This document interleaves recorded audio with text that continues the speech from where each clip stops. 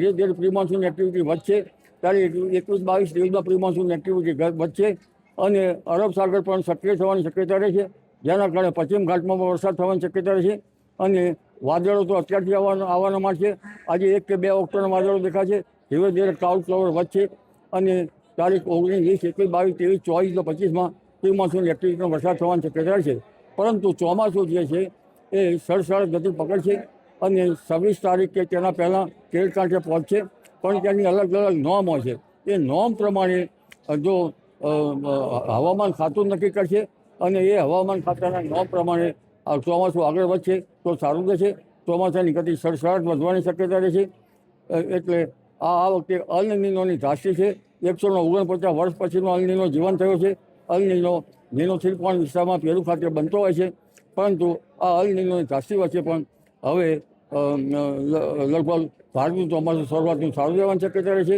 8 થી 15 જૂનમાં કંઈક વરસાદ થવાની શક્યતા રહેશે, परंतु 23 जून પછી સારો વરસાદ થવાની શક્યતા રહેશે. अभी मानसून का जो स्थिति है, अभी दक्षिण पश्चिम अरब सागर से कुछ और हिस्सों, कमरन क्षेत्र से कुछ हिस्सों, दक्षिण पश्चिम और दक्षिण पूर्वी बंगाल की खाड़ी के कुछ और हिस्सों और अंडमान सागर से अधिकांश हिस्सों, पूर्वी अंडमान और निकोबार द्वीप समूह और पूर्व मध्य बंगाल की खाड़ी के कुछ हिस्सों से आगे बढ़ गया है और अगले आने वाले दिनों में भी कंडीशंस फेवरेबल आगे बढ़ने का स्थिति बनी हुई है. और हमारा जो ऑनसेट डेट केरला में है, जो फोरकास्ट दिया गया है 26 मई को दिया गया है, जो मॉडल एरर इसमें ±4 डेज रहता है, जो उसका नॉर्मल जो सामान्य डेट है 1 जून को है.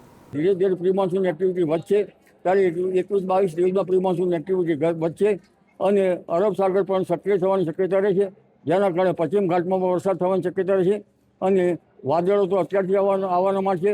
આજે 1 કે 2 ઓક્ટોબરના વાદળો દેખાશે.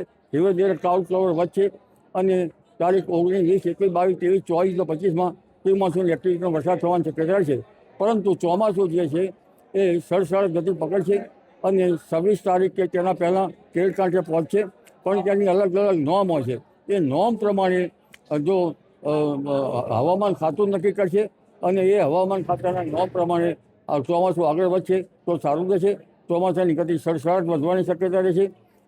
એટલે આ વખતે અલ નીનોની ધાસ્તી છે.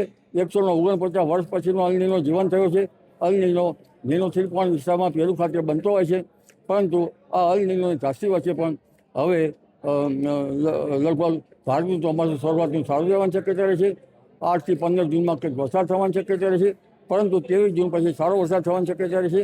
अभी मानसून का जो स्थिति है, अभी दक्षिण पश्चिम अरब सागर से कुछ और हिस्सों, कमरन क्षेत्र से कुछ हिस्सों, दक्षिण पश्चिम और दक्षिण पूर्वी बंगाल की खाड़ी के कुछ और हिस्सों और अंडमान सागर से अधिकांश हिस्सों, पूर्वी अंडमान और निकोबार द्वीप समूह और पूर्व मध्य बंगाल की खाड़ी के कुछ हिस्सों से आगे बढ़ गया है और अगले आने वाले दिनों में भी कंडीशंस फेवरेबल आगे बढ़ने का स्थिति बनी हुई है. और हमारा जो ऑनसेट डेट केरला में है, जो फोरकास्ट दिया गया है 26 मई को दिया गया है, जो मॉडल एरर इसमें ±4 डेज रहता है, जो उसका नॉर्मल जो सामान्य डेट है 1 जून को है.